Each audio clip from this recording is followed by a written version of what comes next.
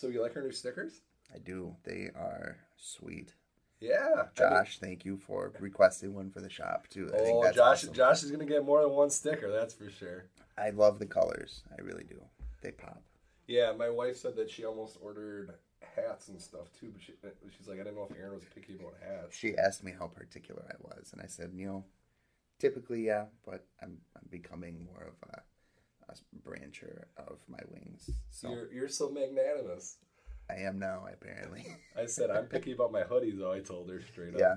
I said then I go. I think Aaron's a pullover hoodie guy, and I'm a zip up hoodie Typically, guy. yes. Yeah, I was like, I will wear the pullover hoodie, but this all stems back to me loving cardigan sweaters. Oh God, So you like, and Taylor Swift. So like when I was in high school, I wore cardigans a lot, and then eventually I transitioned to hoodies, and I just like having the pockets on the side, and like when you have it unzipped and you're like doing like the side by side. Yep. Otherwise, I don't know what to do with my hands. It's Pockets great. are a wonderful thing. Yeah. So how you been? Good. It's been a long week, but we're here. You're coaching the foosball last night. Yeah, it was a game. Yeah. We won 82-7. So it was. Is football supposed to score that high? No. So what I'm hearing is your team was wrecking stuff. Well, our team has 45 kids, and the team we played had 17. So it's not exactly fair. So what I'm hearing is you were rotating in fresh people often. Yep. In the last game, we won 76-28. So it's been a long season. So that's like the Yankees playing against like an amateur team, basically. Yeah, essentially. But Two games left, and I'm kind of excited for the season to be over. But they're kids, right? Like High school. Yeah. they're high school kids, so it's really They're having fun. Last night was senior night, so that was really cool too. Yeah. I mean, granted, I'm getting close to being the other kind of senior. So am I. All right, we should probably just. Happy Saturday, everybody. We should do this podcast.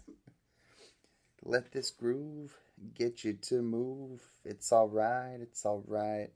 Let this groove set in your shoes. Stand up. All right.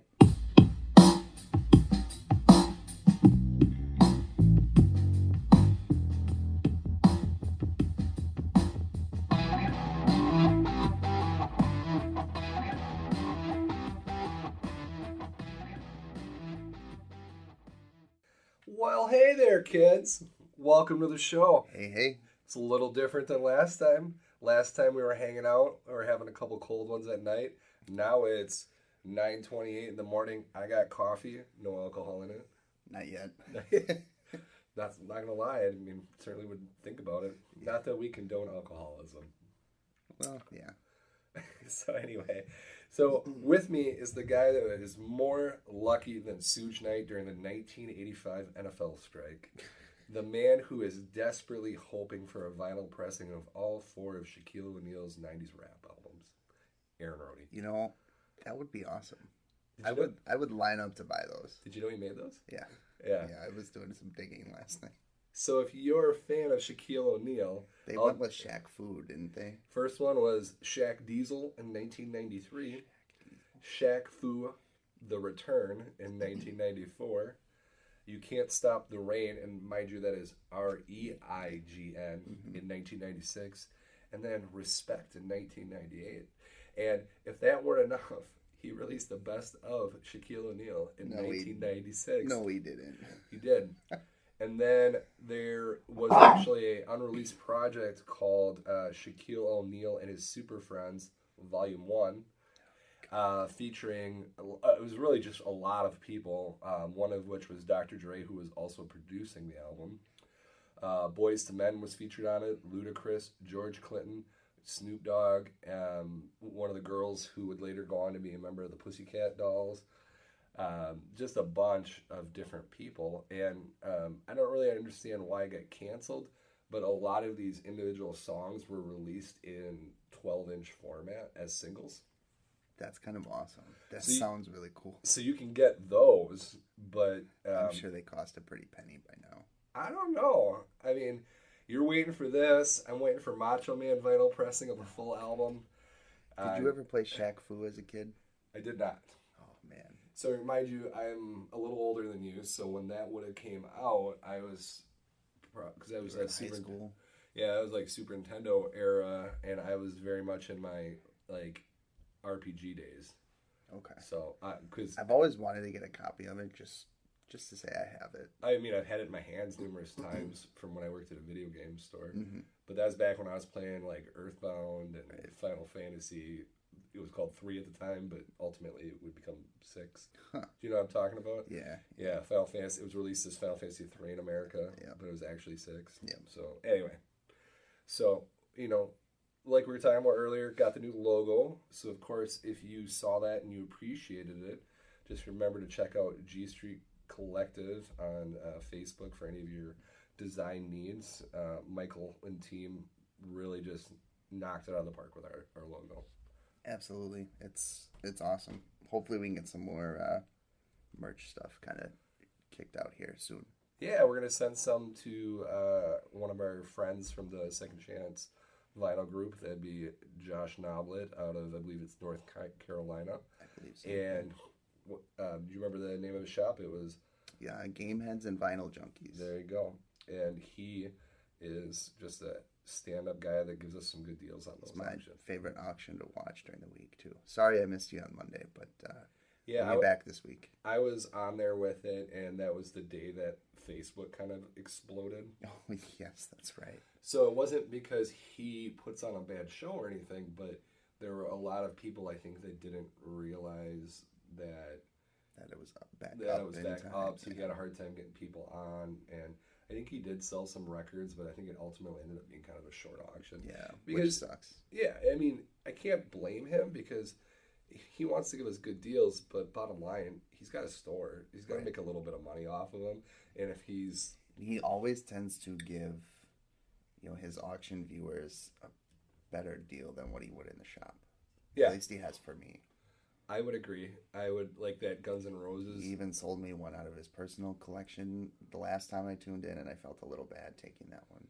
That was the Ghetto Boys 12-inch single. Oh, I wouldn't feel bad if he pulled out that pristine copy of Kiss Alive 2 that he was talking about adding to his collection. I would buy that from him without hesitation. Not 1 ounce of guilt in my body. That's where my appetite for destruction came from as well. His personal collection. I don't think it was his personal collection. I think he got that one to sell in the store, but I definitely got a better deal than he could have gotten in the shop.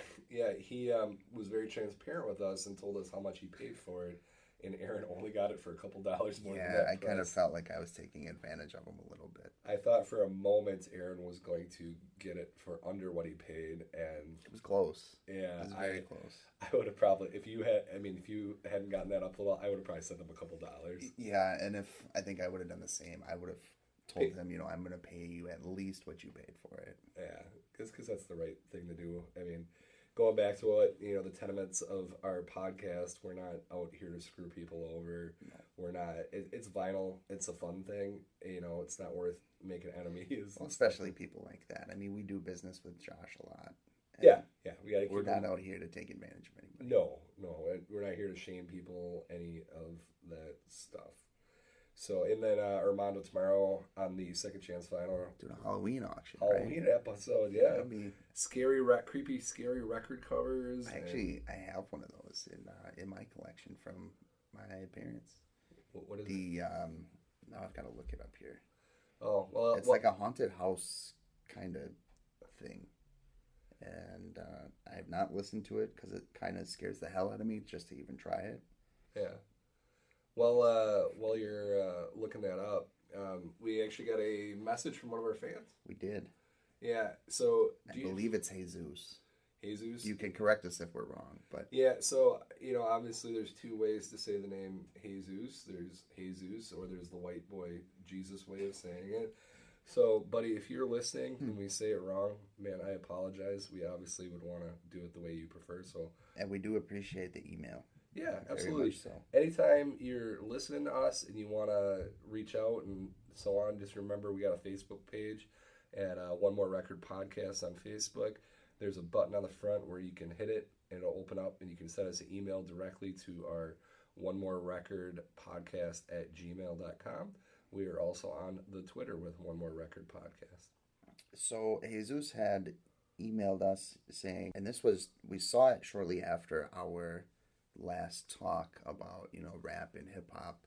Yeah, I And got logged out of out of the Gmail, so I missed it right away. and what he had suggested a hip hop album, and it's perfect with Halloween coming up and the Halloween auction this weekend. He suggested we check out an album from the group Clipping, which is kind of an independent freestyle kind of hip hop group. David Diggs, who was in the movie Wonder, he's the teacher in Wonder. Is he related to Tay Diggs? I hope so. Tay Diggs is great. He is also in.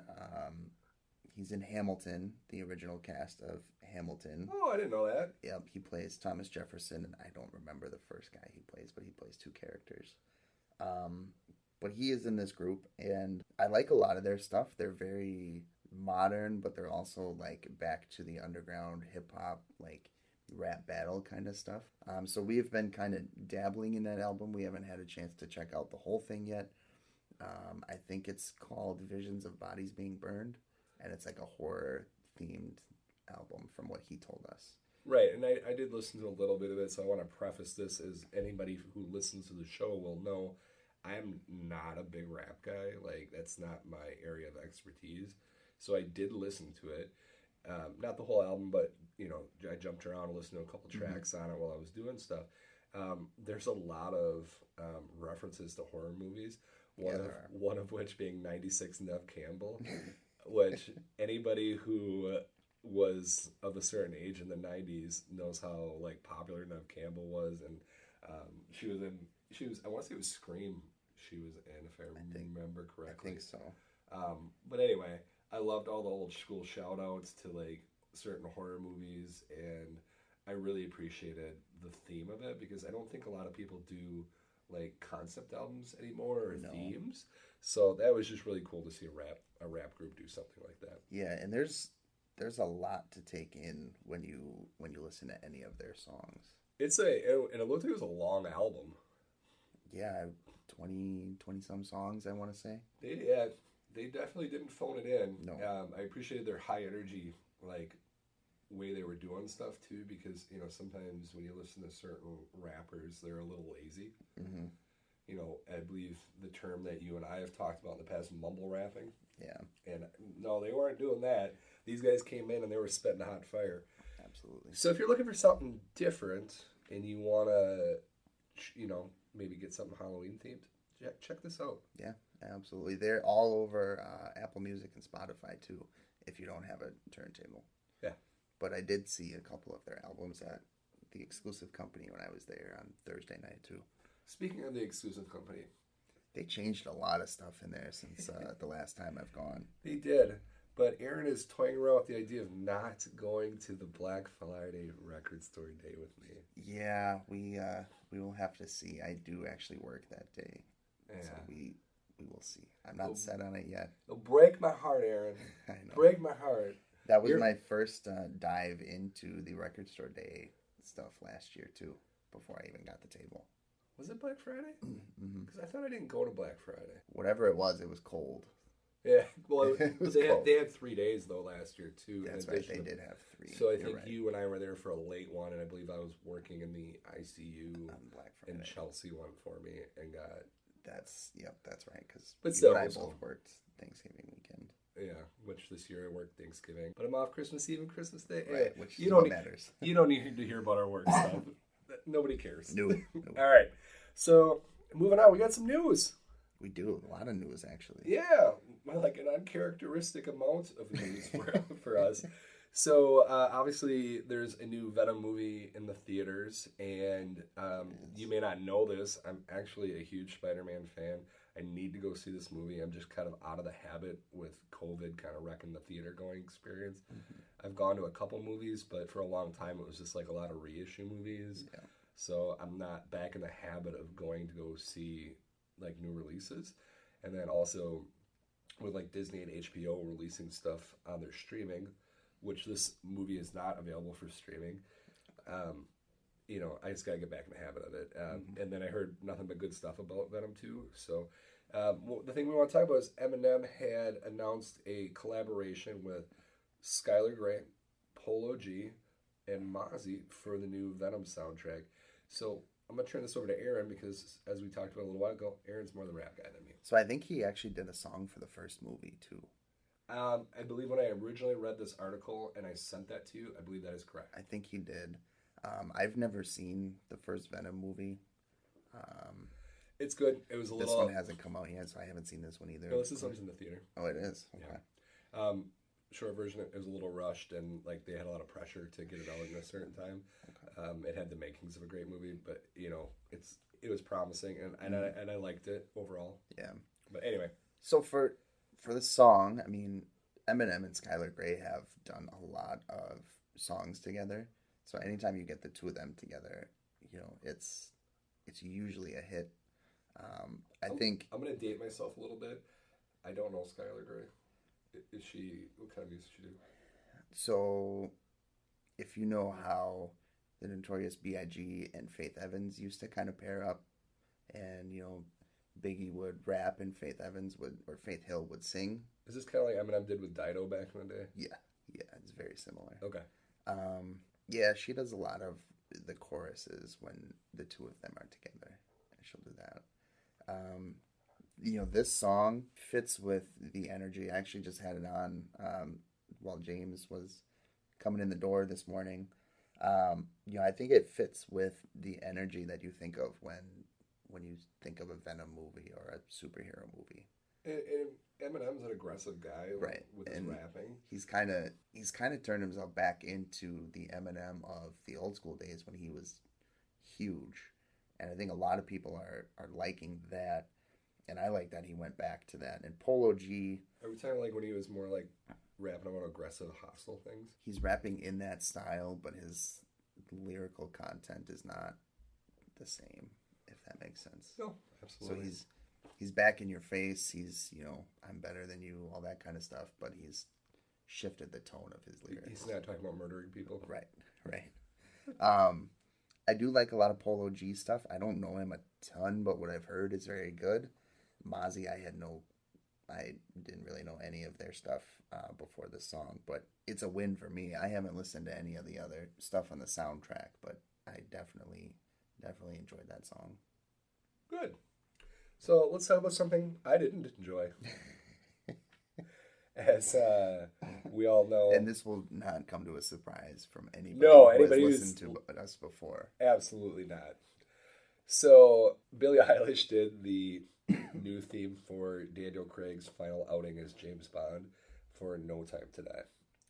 So as Aaron and I were talking, my understanding of how these songs are selected, typically several artists record songs and they submit them, and then I believe like the team over at I want to say it's Pinewood Studios, the James Bond house, they pick a song.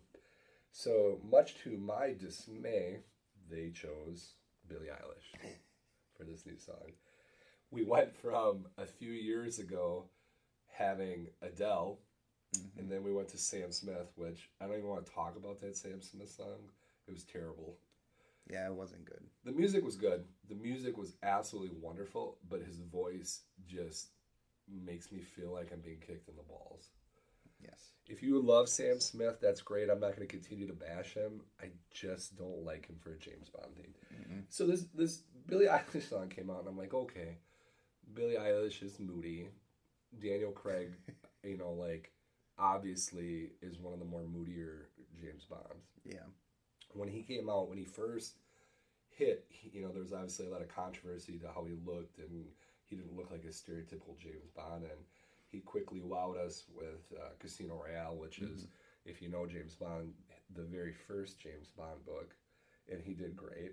He suffered from a few moments here and there where the movies weren't as good, but he was always great. Yeah. Always. So anyway, this song hits, and I'm listening to the music, and I'm like, okay, the music's not awful, but it's still not as classy as I'm used to. Mm-hmm. And then she starts singing, and Aaron, when we were listening to it, Aaron's like, she does have a little bit of an Adele vibe here, and I will agree with that. It does, but it sounds to me like a lazy Adele. Yeah. It's very soft. It's kind of depressing. It, I don't know. Like, we talked about this a little earlier, and Billie Eilish doesn't seem to finish off the lyrics the way Adele would. No, Adele It has all just kind of dies off. Adele has a monstrous range. Yeah. Mind you, she's got a new album she's working on, by the way, and She I'm does. very excited about that. Adele comes into the room, and you can almost feel Adele's presence before she even starts singing. Correct. She has this aura about her that is akin to the classic James Bond songs, the songs that we've known for years. This Billie Eilish song is frankly forgettable. Kind of the exact opposite. Billie Eilish walks into a room and she's almost trying to hide in the corner. Right, and if you know James Bond, obviously there's been some problems in the past with macho stereotypes and how he treats women and so on. But if you look at James Bond at his core, and I think Daniel Craig did a really good job of addressing this, James Bond actually really loves women. He was always very respectful in all of those movies.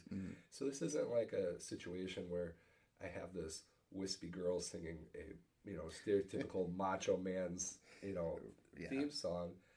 It's James Bond is like to me. I have a fond attachment to it from when I was a kid. My uncle, who's also named James, that was like something we would watch and we'd talk about. So like, I think of James Bond. I think of duty and service, and he's doing what needs to be done to help other people. Yeah. And of course, being awesome while he's doing it. Right. In this, I don't hear this song. I don't get pumped up. So let's just say somebody like Eminem submitted a song and they picked him. How would you feel about that? You talking about like a rap James Bond song, or just Yeah. him singing a James Bond style song? Either or. Let's start with like a rap James Bond song. I don't know that I would be happy with a rap No. song because, like James Bond music is a lot of times like It's softer. more martini and Yeah. less I agree beer. with that. I think James Bond, when you think of the music, it's kind of the undertone. It's not. They're not always moody. Like Right, Paul yeah. McCartney's "Live and Let Die" was one. It's not always in your face. Like Duran here's Duran did a this. song. Yeah. But like Shirley Bassey, I'm sure I'm mispronouncing that. She did several songs and stuff, and they were faster paced, and they can be moody. They can be. But Eminem, like if he were actually singing and not rapping, I'd love to hear that. What about T-Pain? Well, as you and I have discussed previously, T-Pain in his normal voice is an amazing singer. He is. He So is. I would love that. I welcome that. I think that would actually be really cool. T-Pain, if you're listening, I really want to hear a blues album. That's what I'm saying. So anyway, circling things back around, extremely excited for the new James Bond movie. Not so much excited about the Billie Eilish version of the song. If you listen to the song and you're like, man, this is a great song and you love it, send me an email. I'd love to hear your thoughts. I mean, go ahead. Aaron's laughing at me. I would say send James a Billie Eilish record too. Let's see how. No, don't do that. Let's see how that turns out. Please don't do that. Maybe I need some new coasters. Yeah, that's a big coaster. It is a big coaster. No, I would never do that to a record. Admittedly, I would probably just go sell it Yeah, because somebody out there would love to have a Billie Eilish record that was never used. it's just not you Yeah. or I. So you brought something to the news. You told me about, I believe it was yesterday. Oh yes. So we kind of talked about Shaq doing a little rap stint at the beginning of the show. Dwayne Johnson, also known as The Rock, Future President Dwayne Johnson. has now also dipped his feet into the rap game. Yeah, if you've watched his show, I think it's called was it Little Rock?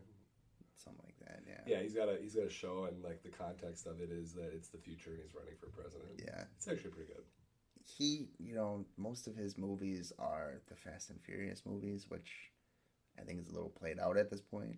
Well, he played a football player who had a kid that he didn't know about. Yeah. He's done family movies. He also did the Jumanji movies, which apparently are really good. I've seen both of them. They actually are. I can't ruin the original Jumanji and watch these. I never saw it. Okay, well then that explains it. But he has been a known supporter of self-labeled biggest independent rap artist in the game. It's a guy that I actually have listened to for many years now. His name is Tech9. He's from Kansas City, Missouri. I did listen to that song, and his voice when he sings almost reminds me of like a Tech Nine gun because he's so fast. And that's where he got his name from. I assumed. Yeah. He's actually kind of he's weird. He's a weird dude. He loves the horror movies. He's done like an MTV Cribs style kind of thing, and he's got the Michael Myers mask all over his house. He's got just it's kind of insane, and I don't know how you could have that stuff in your house out in the open like that because that would freak me out. But his new album came out yesterday, and I'm very excited anytime he releases one. His albums are huge. They're typically anywhere from like 17 to like 23, 24 songs. That's a lot. And anytime we put out, that many songs at a time, some of them are going to be, not so great. Most of them are pretty good, but he released a song on this one called Face Off, and it features Joey Cool, King ISO, and Dwayne Johnson. Yeah. And Dwayne's verse ends the song. I think he sounded like he was singing like chorus as well. Yeah, his verse is very short compared to the other ones, but his energy fits really well. James and I kind of discussed, we don't know who wrote the full verse, but we're sure he had at least some input into it. I mean, it's about him. Right. Like, he's doing this stereotypical rap thing where he's talking about how great he is. However, I will say... He's in the music video, too. He does not do it in a way that is derogatory towards anyone or anyone else. Right. And it was just great. And that fits in with his, like, old stage persona. Yeah, he basically said, I'm The Rock. I can do anything that I want, and... now I'm a rapper because I can, which is kind of awesome. Yes. It worked out. And I know you're not a huge rap fan. I'm not. But this is one of my favorite artists, and he's been known to say, I only make songs with musicians and artists that I listen to and I like and I vibe with, and now he's branching out and making songs with The Rock, which is really cool. On one of his past albums, he did a song with the lead singer from System of a Down, Serge. I don't know how to say his last name, but that's one of my favorite songs that he's ever done, actually. I just instantly heard Chop Suey in my head. Yeah. That's what I wanted. And that's kind of what it was. I mean, yeah, it worked. It worked really well. Yeah.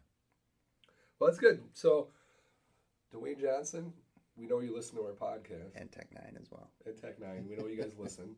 So if either of you want to come on to the show and talk with us, please let us know. I would fanboy a little bit if Tech Nine came on the show. If The Rock was here, I feel like I would probably be giggling too much. I would ask him not to eat me. Yeah. I'd be like, please don't make me work out with you. Right. I'll die. All right. So last news segment that we got to, R. Kelly. What a wonderful person. We try to stay positive here. We really do. But what a piece of crap. Yeah. So R. Kelly was found guilty on all 8 accounts of sex trafficking, and also he had got some racketeering charges. Surprise. Yeah. So in May of 2018, this is long before his conviction, because that was relatively recently, Spotify removed him from all their official playlists. And when they talked about it, they said this was an editorial decision to reflect their values. At the time of the article that I read was published, Spotify and all major streaming services, including Apple, still had him up. Like, you'd still easily find his music. This was also the case yesterday, because I looked yesterday. And this morning as well. And, yeah. So my question to you, and really all of our listeners, how do you feel about that? That they took his music off their playlist? They took it off the playlist, but you can easily access all of his music. Like, they did not take it down. So R. Kelly, taking everything aside, he is a well-known artist. He's got many known hits. And some people may make a case that in his genre of music, he's a big deal. And I think that's fair. I think it's kind of a classy move by Spotify and Apple, actually, to say, we're not going to support what this guy has done personally by putting it on our official playlists, but music is an art form, It is. and I don't think you can just completely get rid of somebody's entire library like that. Right. And, however you may feel about it these days, we do have, a cancel culture. Right. Somebody does something that we don't like. Which I think is getting even worse, in the last year and a half than it has been prior to that. We try to erase them and act like they never existed. So when you have them, let's say tomorrow we wake up and we find out that the Rolling Stones all had a huge pedophile ring. Mm-hmm.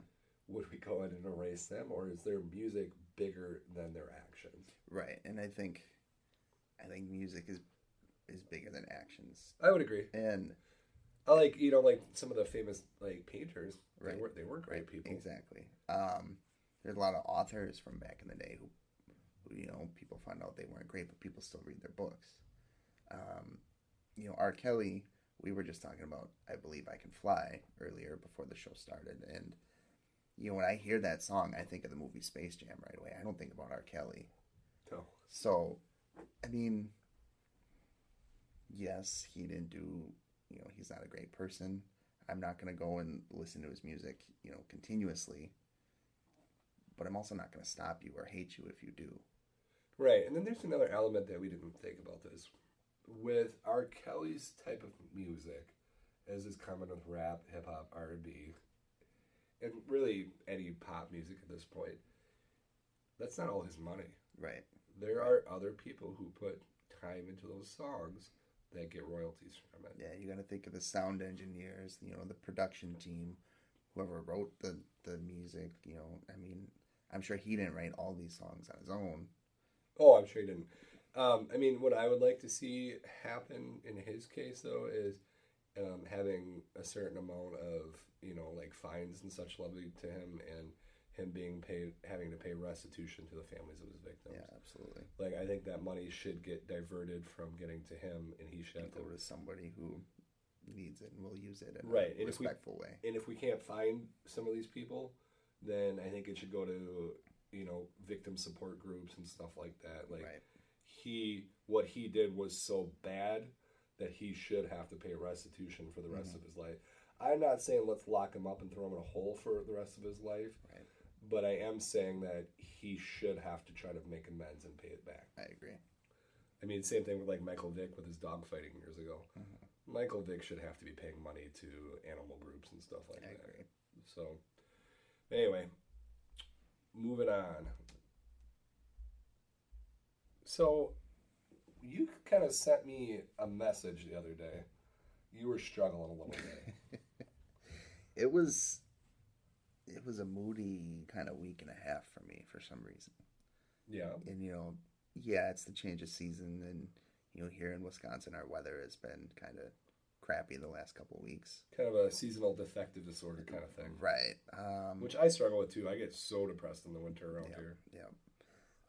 But I walked into the record room, and I'm up to 283 records now. I made sure to look at that, and I couldn't find anything I wanted to throw on. And that's a lot of records. It is. And back when I collected CDs, you have more records than I had CDs ever. Right. And it's not like I only have one genre of music either. I have so many different genres, and And some of that's due to me. Yeah, some of it's due to my parents. Big shout out to Jim and Lori. We love you. Happy anniversary, by the way. 30. Oh, shoot, I'm going to screw this up now. 32 years on Thursday. 32 years? 32 or 33, somewhere in there. That's awesome. Yeah. Happy anniversary, you two. I hope you guys did or are doing something fun. That's amazing. Dad's actually in New Mexico on a hunting trip right now. Oh, well, when he gets back. Funny story. He typically takes his hunting trips this time of year, and my mom knows, this is his week to go. Are you going to go take your mother out for dinner? We are actually taking her with us today. Good. Yeah. Tell her I said hi. Yeah. Where were we? So we were talking about your personal struggle. Yeah, I flipped through physically the records, and I flipped through Discogs, and I just couldn't find anything to put on. So what I did is I turned the light off and I walked out and I hung out with the dog for a little bit. Now that cycle kind of broke on Wednesday, I think, when I sent you those videos. Tuesday or Wednesday. You've had this happen in the past, though. Yeah. Because that message that you sent me, that wasn't a new message. Like, you said these things to me in the past. Yeah. And sometimes I struggle with that where I hit things so hard at one point that I almost burn myself out a little bit. Yeah. And then I have to step back and take a break. So for anybody who doesn't know Aaron tends to put a lot of pressure on himself about stuff. Yes. And yes. I think now one can make the case that you're kind of a vinyl guy. Yeah, I would think so. Yeah, a little bit. You got a vinyl podcast, you got a lot of records. Yeah. And I think sometimes you may put a lot of pressure on yourself to find something to be super into it. Yeah. And you don't need to do that. Yeah. Like, if you are at the point where you're like, man, I'm burned out from music, it's okay to walk away for a minute and watch TV or something. And I have. And before Thursday, when I went to the record store, I hadn't bought a record in almost 2-3 weeks. I hadn't actually been to the store in about a month. So it was nice to kind of take a break from that. When I did go back into the store, I was a little overwhelmed. They had a lot of new inventory. They had switched a lot of their inventory out. But no Daft Punk for you. No Daft Punk, which was kind of upsetting. The last time I was in there, they had like 8 or 9 copies just up by the front alone. Walmart, yesterday I was at the 2 Walmarts in our area, and neither had it, because otherwise I was going to buy that for you. Yeah. And it was weird, because I definitely saw a bunch of them at both of those as well. So I don't know what was going on with that. There's also been one Machine Gun Kelly record that I've been looking for months that nobody seems to have. And the only place I can find it is on Discogs, and I'm still a little leery about buying on Discogs. Right, and then there's the other part about it too is, we all collect in our own way, but there's something to be said about going into the store and finding something that you like, right, as opposed to just going online. Because really, any album I want, I can go on my phone right now and order it. Right. And that's just not fun. No, it's not. So it kind of brought up the question for us, like, what do you do in that point? What's the next step? And besides, it may not seem like it because I haven't voiced it to you. That's happened to me. Yeah. I've gotten to that point where I got home and I'm just like, I don't want to listen to a record. Mm-hmm. And there's days when I get home or I'm gone and I'm like, I fantasize about it. Like, right. I'm like, yeah. God, I just want to sit at my turntable with my neon lights on and just like zone out. I think I need to get some neon lights in there. Yeah, so I got those like rope lights behind my Kallax shelf and under where my TV is, and creates this nice ambient like blue lighting. And I got one of those marquee boards where you can put different words in it that lights up, and it's my happy place. Yeah, and I think go ahead. I mean, both of us have a good selection of records. I'm up to close to 300. You are probably close to 500 at this point. So I just went through, I purged 16. Oh, that's right. I purged 16 records that were like, early on when I was collecting, I just bought certain things because it was like, they were in good condition and I was trying to get my numbers up, or they were a good deal. Or they were fillers from Armando, and I was just like, I never ended up listening to them. So I got 16 records. I didn't get much for them.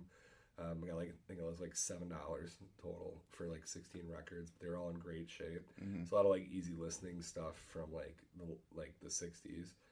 And then yesterday I went through every single record that I had, and I found just a ton that I did not have on my list. So I'm up to 464. Okay, yeah.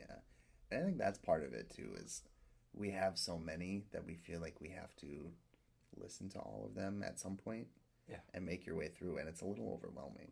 It is. You and I have talked about. I need to probably get rid of a couple more. Right, and you and I have talked about, we used to do this with video games too. That you keep buying these new games or new whatevers, and you feel like you have to use them all to justify having them, and or you just hold them and you never use them. Right, and I don't know. I'm at the point where, it's about the experience, and we've talked about this before too.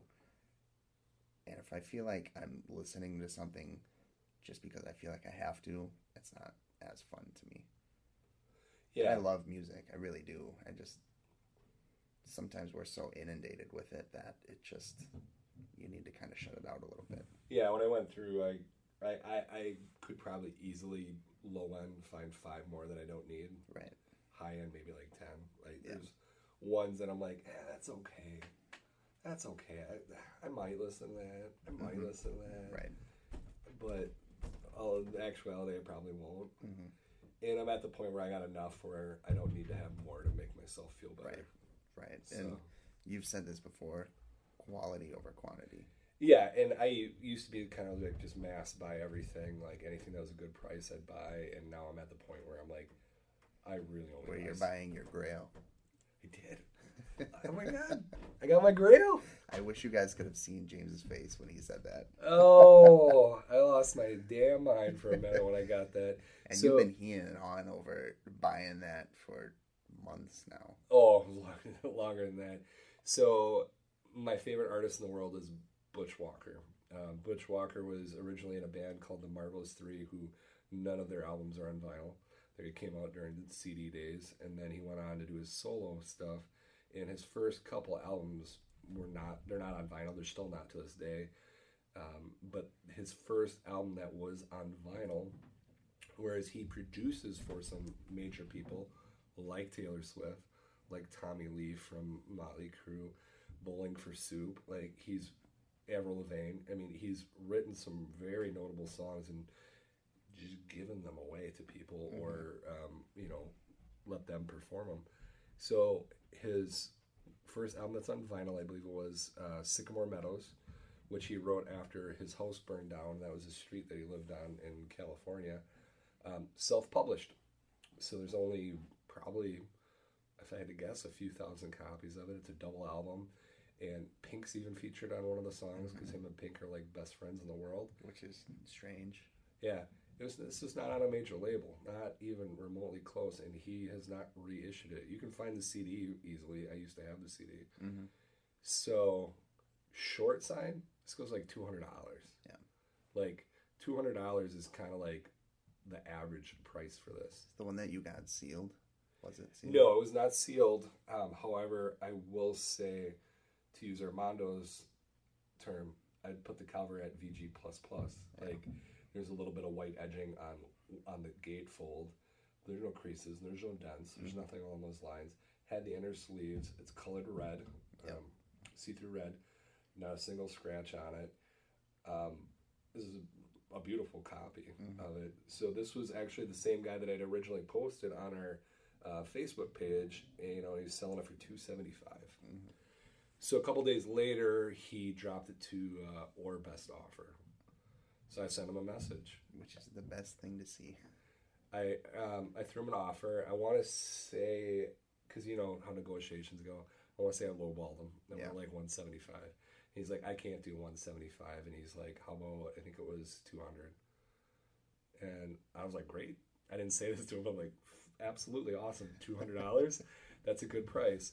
And I just gotten a large check from switching jobs and working a bunch of overtime. So I sent him back a message. I said, how about $200 and you send it fully insured up to the full value? And he's like, sure, let's do it. So he sent it to me, packaged great. Like, my wife opened it. She's like, he packaged that ridiculously. It was like the album, bubble wrap on both sides, more cardboard, more bubble wrap. And David Paul actually did that for the last record that I bought. It was all bubble wrapped up. It had cardboard on either side. It was, I respect good that. to see. Yeah. So I've listened to it, once. Album's as beautiful as I remember. The first record has a real mild warp to it.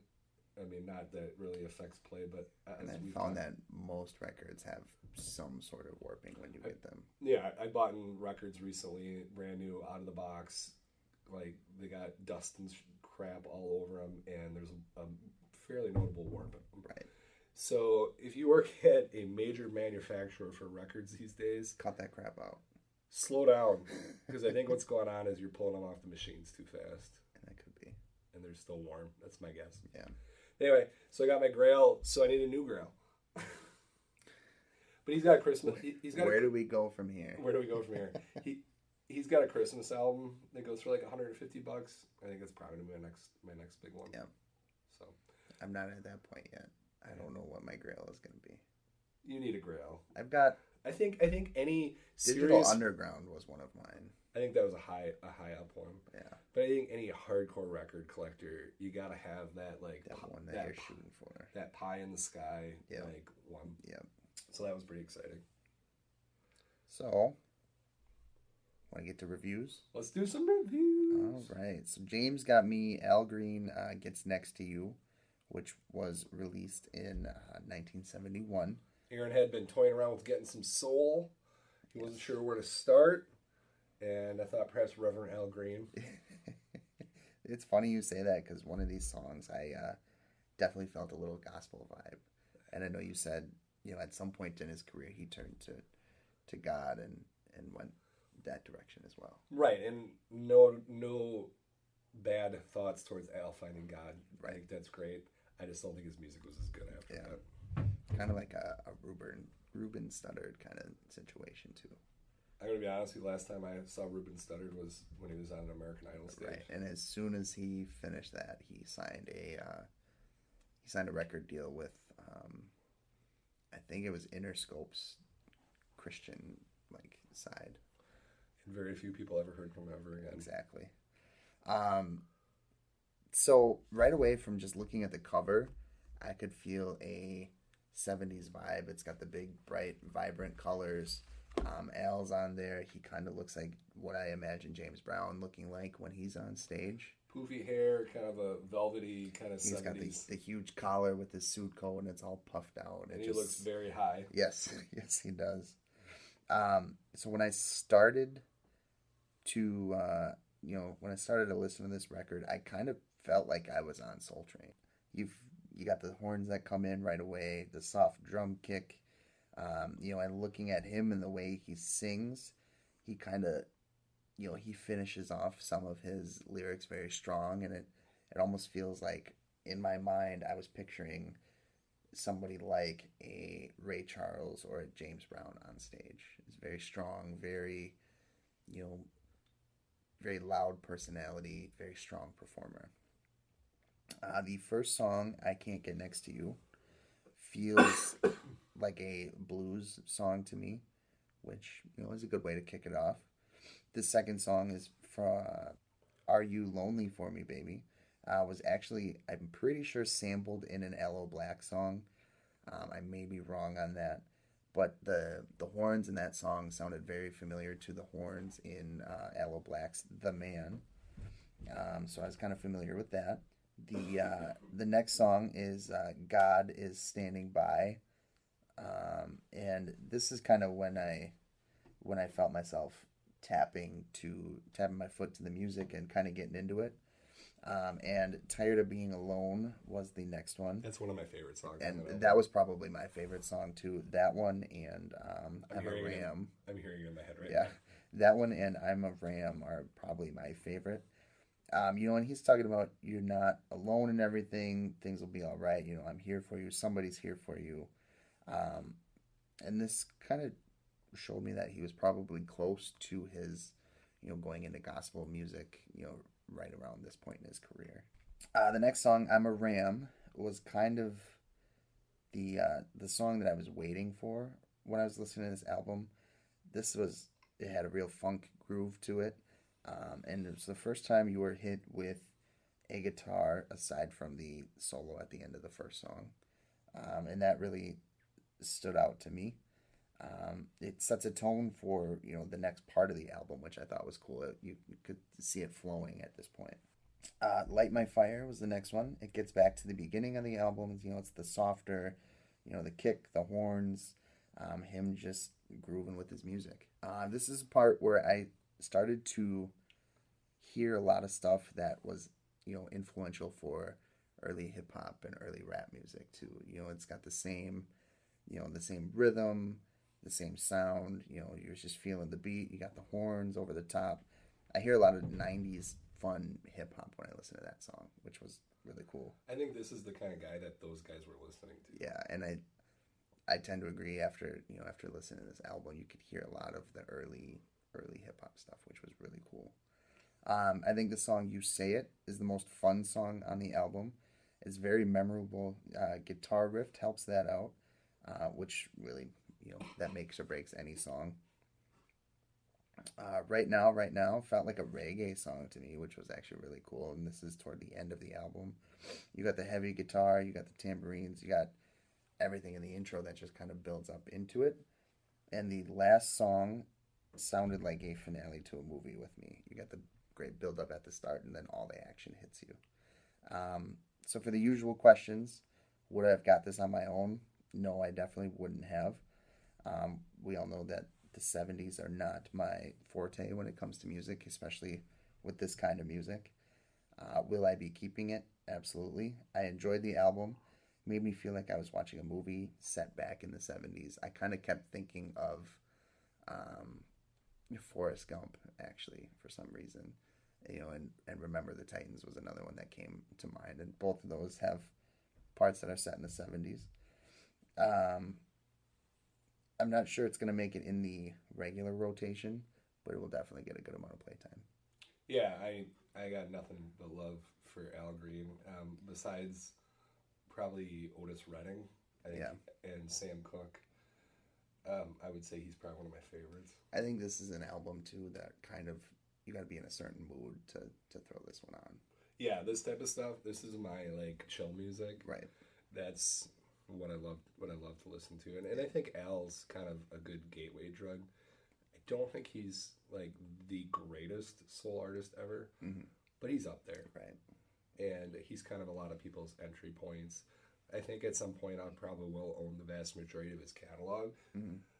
Just to give you an idea how much I love him, like the last record store day, I effectively bought a greatest hits of his. Yeah. So without knowing it, right? No, I knew it was. Yeah. But what it was a collection, and it was remixes, and it was with an orchestra. Is that the one that you had in your hand, and I told you just buy it? I don't remember, but it's pink, and so it was kind of like a remix album, kind of to a point. And that's what I put on when I just want something like upbeat in the background. And it was pink. It was beautiful. It's a beautiful looking record, like pink marble.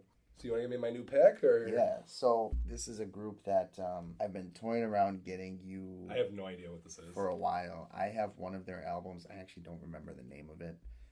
The one I have is their more popular one. It's the Black Crowes. Oh, so I knew that's great, because for years I've heard people say how great the Black Crowes are, and I think I've heard like one of their songs. I've never really listened to them. So I was at the store the other day. I've got a list of things that I want to get for you in the future, and I just played the first 30 seconds of a few songs, and it was good.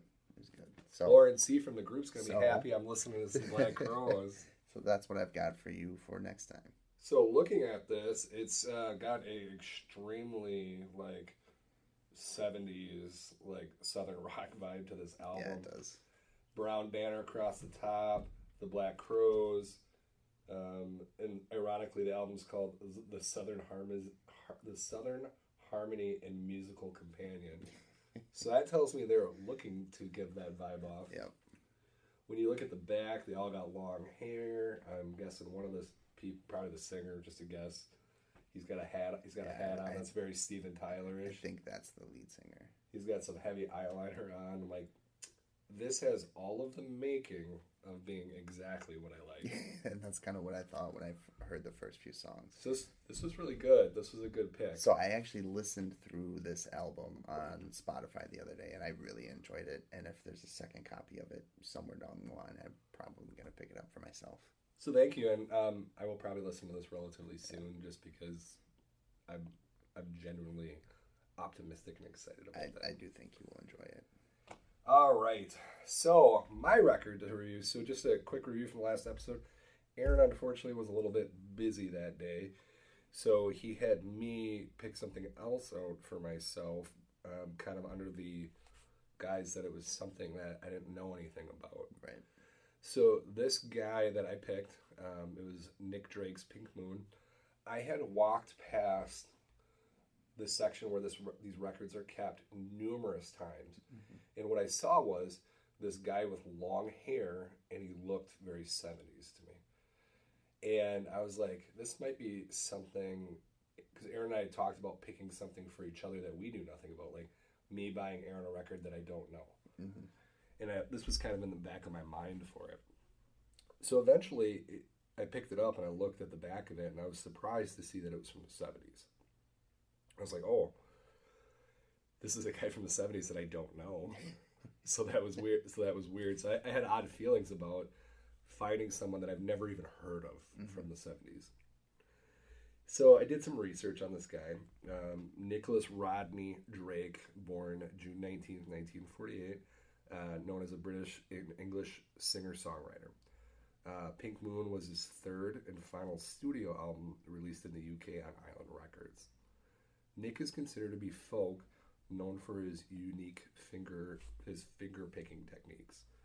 His style tends to be more folk, and then it shows elements of blues at times.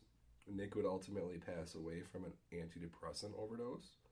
So because of not knowing much about him, I chose to do some research. I found that he was born into a very musically passionate family. Both of his parents were heavily into music and encouraged that in him. He attended some very prestigious boarding schools growing up. He was really loved and respected, and his creativity was instantly realized by anyone that ever worked with him. His albums tended to struggle to find their audience, and from what I got out of that, it was partially due to the lackluster support of the label, and then also he had some pretty large-scale social insecurities. His technique that he did required frequent tuning changes. So he always, if you've ever played guitar, he was constantly trying to retune his guitar, moving the capo, it's like a clip that you put on the fret of the guitar, and you move it up and down, and it can change like the keys in the music relatively easily. So his last concert that he did, which I believe was in support of his second album, he stared at the ground the entire time. That's interesting. Yeah. He frequently dropped things, and he never interacted with the audience. So it was, from what I got out of it, was really awkward. And I wonder if that's shortly before his overdose.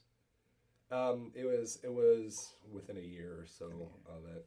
So maybe that was the beginning of things. From what I understood, and I watched some like YouTube videos, he kind of got caught in this cycle of taking psych meds.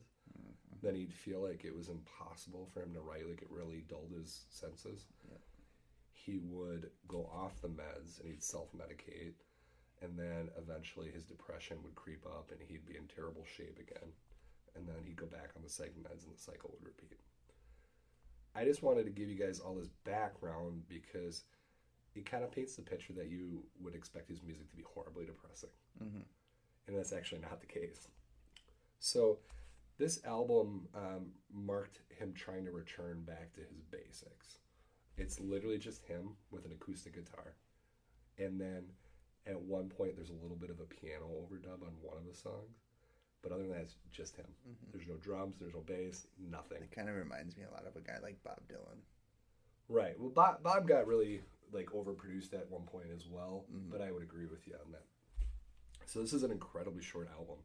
It's only 11 songs with a total runtime of 28 minutes and 5 seconds. Oh wow, that is short. Yeah. So the first song, Pink Moon, it's simple. You hear Nick's voice, it's sweet and soft. You can hear the melancholy, but make no mistake, this isn't a sad song. There's no drum, there's no bass of any kind, just robust finger picking, and then this is the song I was talking about with the overdubbed piano. Track number 2, Place to Be, again, his finger picking is on point. Kind of comes across as a lament of how happy he used to be, realizing that he had a dark side inside of him. So this one I actually got some of the lyrics down just because I wanted to stress the point of the song. So this is the lyrics.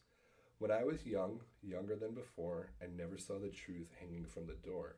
And now I'm older, see it face to face. And now I'm older, I gotta clean up this place. And I was green, greener than the hill, where the flowers grow and the sun is shone still. Now I'm darker than the deepest sea. Just hand me down, give me a place to be. Hmm.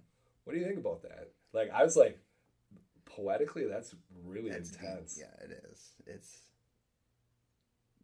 You could tell he was feeling some things. Yeah, yeah. The emotions were real in that song. Track number 3 is called Road. We see a tempo change, slowing things down a bit. You feel the change of his picking, and the tempo shows that he kind of shows some like dynamic elements that we don't normally see in folk music, which he's considered to be more folk.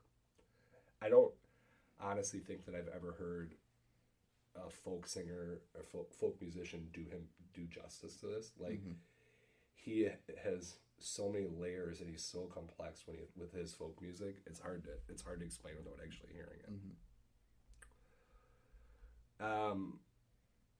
A lot of times too, like when we listen to folk music, we hear a lot of like ancillary sounds, like people trying to throw things into like different instruments to show depth. I would agree with that. Nick doesn't do that. He doesn't need to. Like he is complex on his own. Yeah. Track number 5 called Horn was an interesting song. It starts out slow with a single pluck.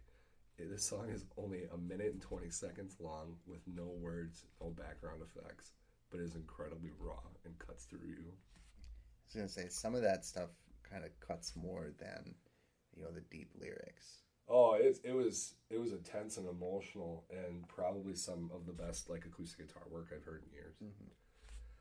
Track number 6, Things Behind the Sun. Nick was a well-read academic, and he was a big fan of romantic poetry.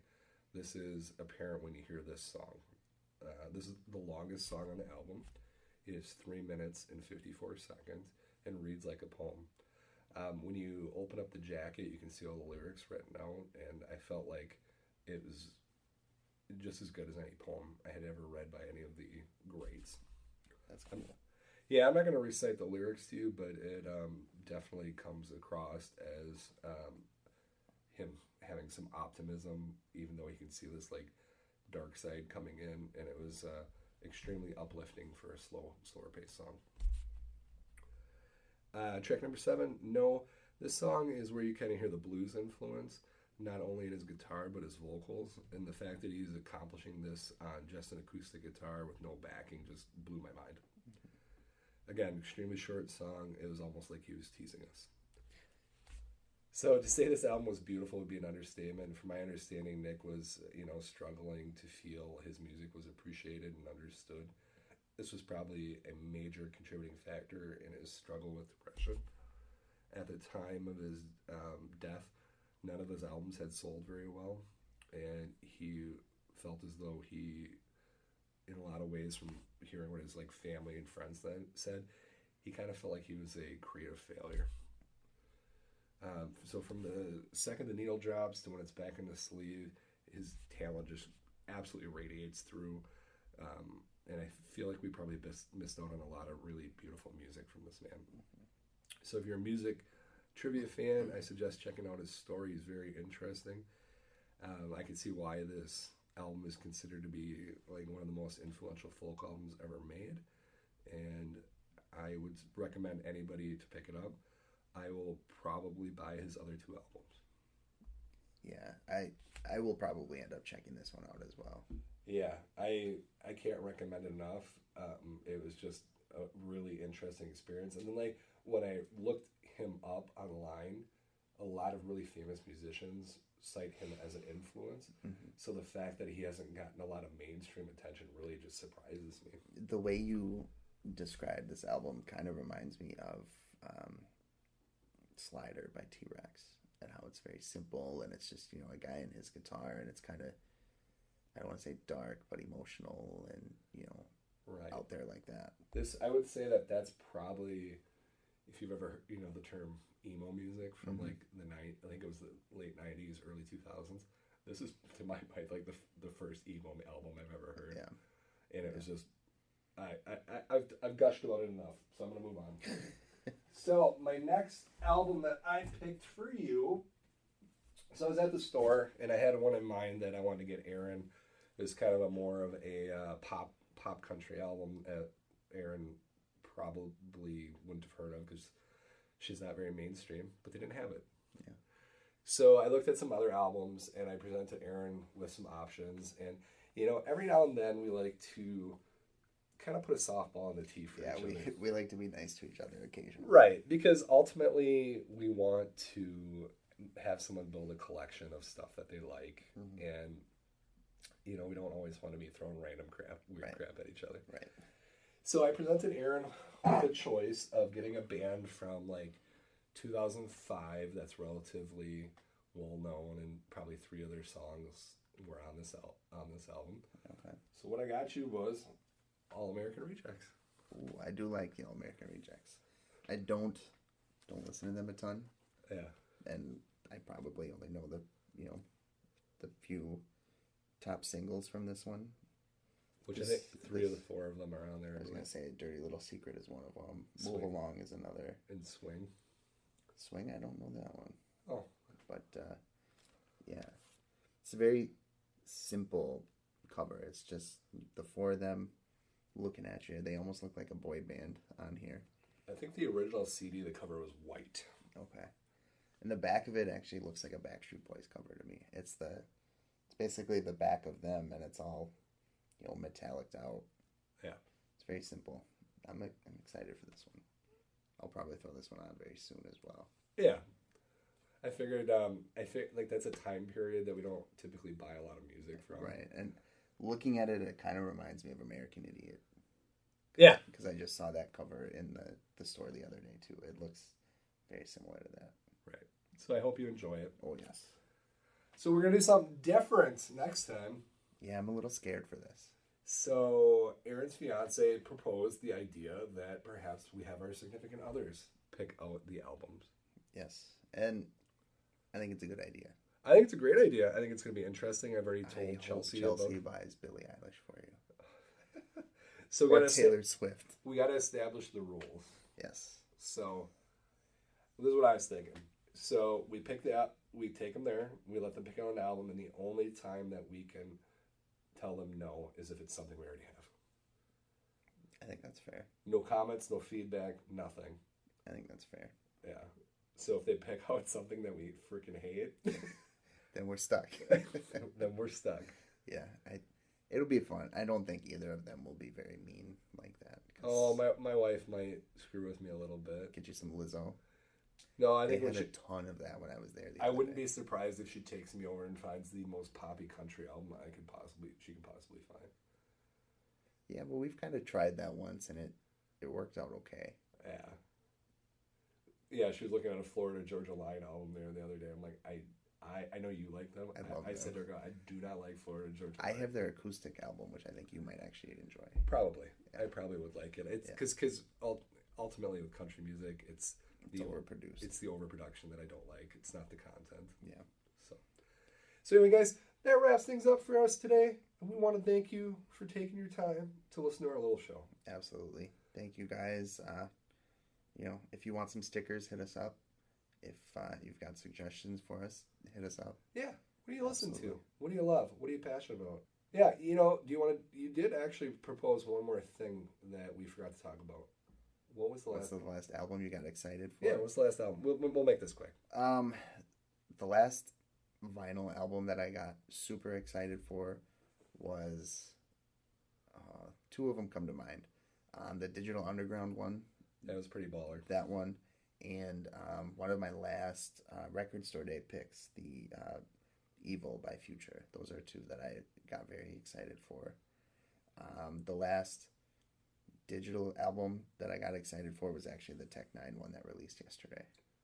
The last vinyl album I got excited about was probably Delta Cream by the Black Keys. Mm-hmm. I got pretty jacked when I put that on. Did you see they're re-releasing El Camino? Not only have I seen that, I have Armando who ordered me one. Yeah, I figured because you said that's the last one that you don't have of theirs. That's the last. El Camino is the last studio album I don't have. They have a couple like random singles and like EPs that I don't have, but studio albums, that's the last one.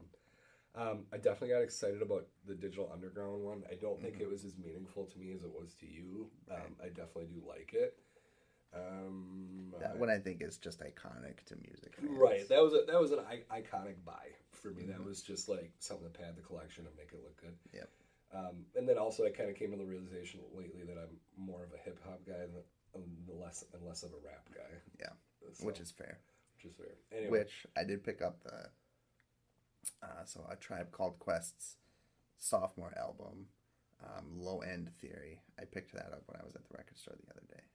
And I think that's a good buy. They had a lot of copies of it too. I almost got you one, but and then I think probably before that, probably Butch Walker's Stay Gold, which I love me some Butch Walker. But I'm due for something. I'm due for getting crazy excited about something. Yeah, it'll come around. It will, absolutely, always does. So on that note, one thing to remember: there's always more vinyl. Thank you. Have a good night.